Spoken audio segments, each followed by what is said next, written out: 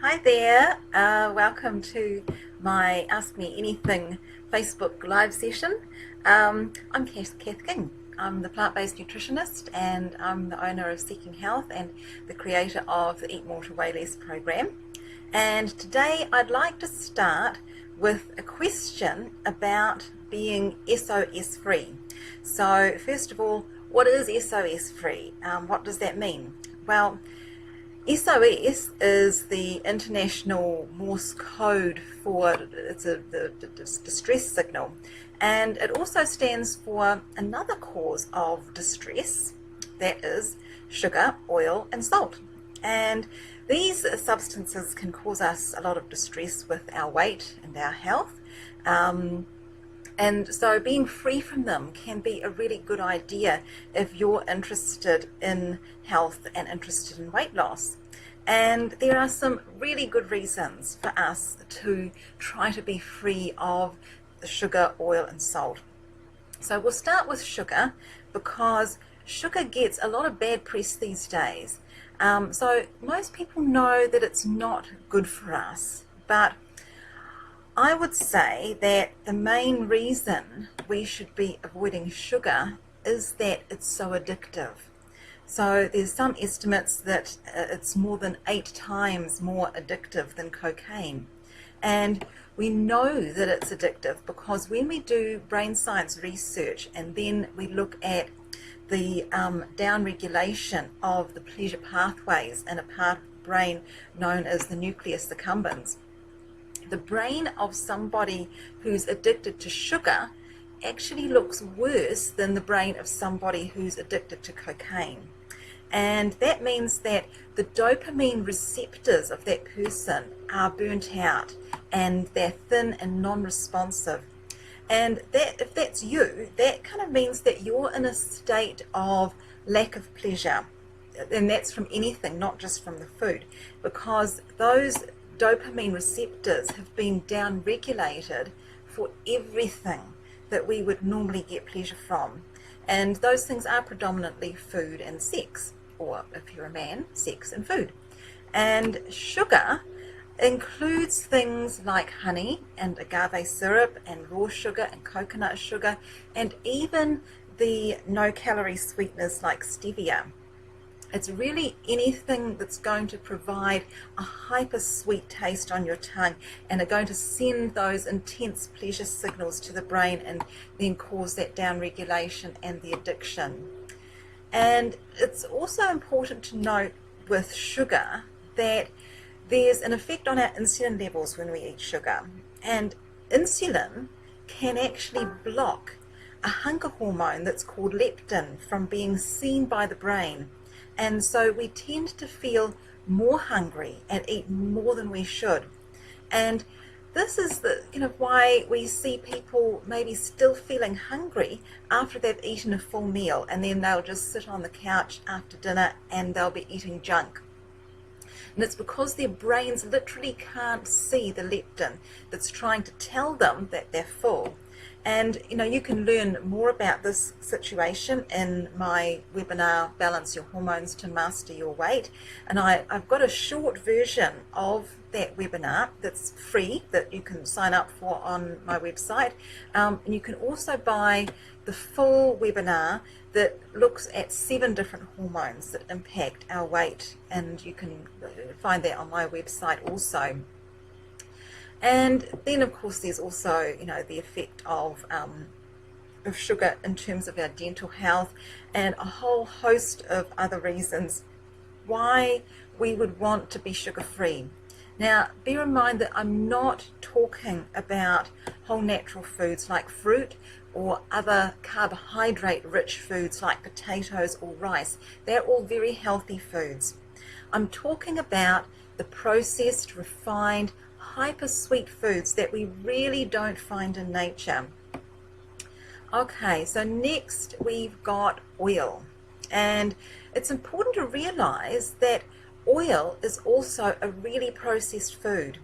It's literally the white sugar of the fat world, and that kind of makes it a super high source of calories because it's very, very concentrated.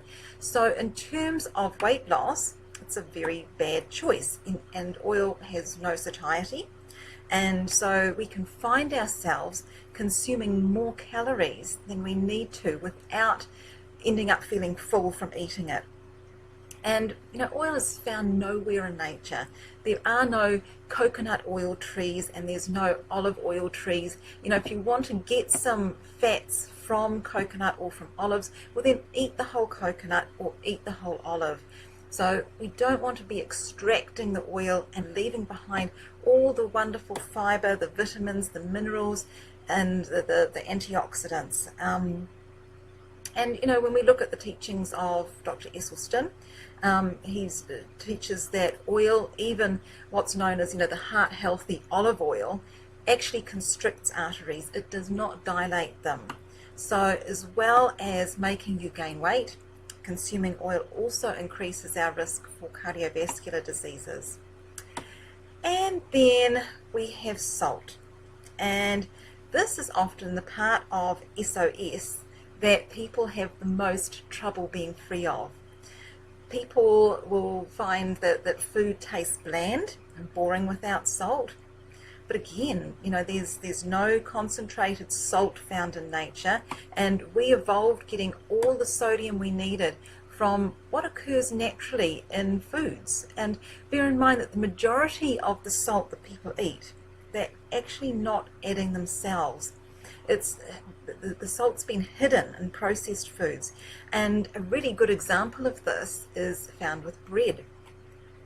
Bread doesn't taste salty, but a lot of breads will contain more salt than potato chips that do taste salty. But people don't taste the salt in bread because it's hidden, because it's mixed into the dough. Whereas with the potato chips, it's right on the surface where our tongue is going to come into direct contact with it. And in terms of weight loss, it can be a really bad idea to be eating food containing salt or added salt, because salt's an appetite stimulant. And when you eat food with salt added to it, well, you just end up eating more food. So, for example, if you were to eat a bowl of rice or by itself, you would eat a certain amount, but if you had rice with some salt added to it, you would actually find that you ate more rice. And some people can also be sensitive to salt in terms of its effect on blood pressure, and it can kind of increase your risk of stroke and those kind of cardiovascular diseases. So if you have things like high blood pressure, quitting salt both at the table and in the form of processed food is a very good idea. And there are ways to make food taste good without salt, or with less salt if you're not kind of ready to completely let it go. But also, I guess it comes down to neuroadaptation. There's going to be a time of transition where you're going to have to go through a period of not enjoying your food so much, and allow your taste buds and your brain to adjust to less stimulation. And there's you can find an example of this when you maybe arrive at the movies and the lights in the theatre are already off, and so it can seem too dark when you first step into that theatre to find your way to your seat. But if you were to just stand still for a while and allow your eyes to adapt, soon you'll be able to see well enough to safely find your way to your seat. And the same thing happens with salt and these other addictive substances. And each of these substances is bad on their own, but when they're together, sugar, oil and salt are like the evil trinity. They work together to maximize addiction, and the food industry knows this, and they will actually manipulate the amounts of sugar, oil and salt in foods to create what's known as a bliss point, where food tastes so good that it kind of hits all those feel-good chemicals and creates this sort of blissed out state. And in fact, sugar, fat and salt are known as the 3 points of the compass by the food industry. And you'll find that foods that contain two or all of these substances, like the sugar and fat that's combined in the form of a cream bun, or the fat and salt that's combined in a potato chip, they tend to be particularly effective at hitting all of those neural circuits. And there's two very good books that have been written on sugar, fat and salt, and one is called The End of Overeating by David Kessler, and the other is called Salt, Sugar and Fat, How the Food Giants Hooked Us, and that's by Michael Moss. And I've got a free cooking webinar coming up in a few weeks where I'm going to be making some recipes that are SOS free. So keep an eye out for that. I'll be posting about it on this page, on my Facebook page. And you might also want to join my mailing list so that you can be notified when these kind of things are happening. And you can do that at my website, which is www.seekinghealth.co.nz. So that's the letter C for Cath, kinghealth.co.nz. And I haven't got any other questions, so thank you so much for watching. If you do have a question you'd like me to answer, either post on my Facebook page or email me again at cath@seekinghealth.co.nz. And again, that's the letter C for Cath, kinghealth.co.nz, and I'll do my best to answer it next time.